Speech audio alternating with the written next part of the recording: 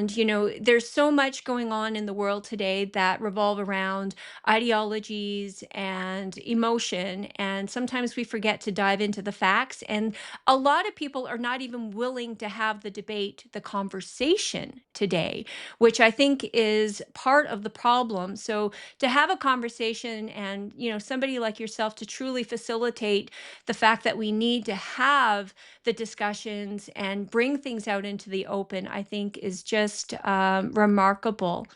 Were neither liberals nor conservatives, but they were bottom up populist movements. And unlike many of these movements in other places, such as the United States, these movements actually became governments. So you have examples of populism in power, not just populism as protest.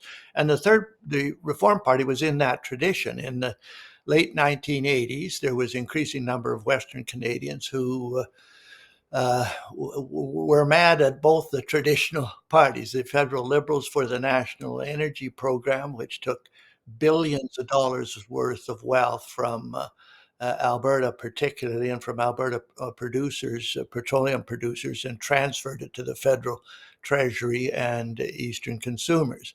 And then, so Westerners did the predictable thing. They voted for the other party, which in those days was the Progressive Conservatives under Brian Mulroney.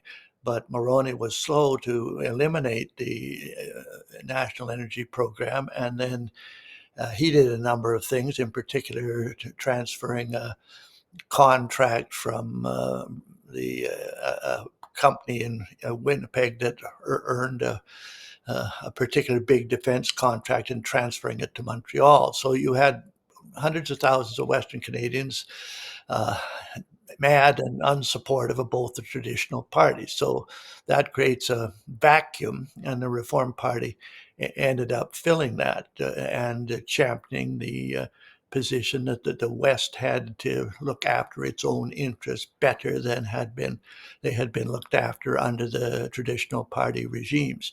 And so that got reform going. Well, one of the big issues back then, of course, it's an issue today, was the federal finances. That the federal government was running deficits. It had no commitment to balancing the federal budget.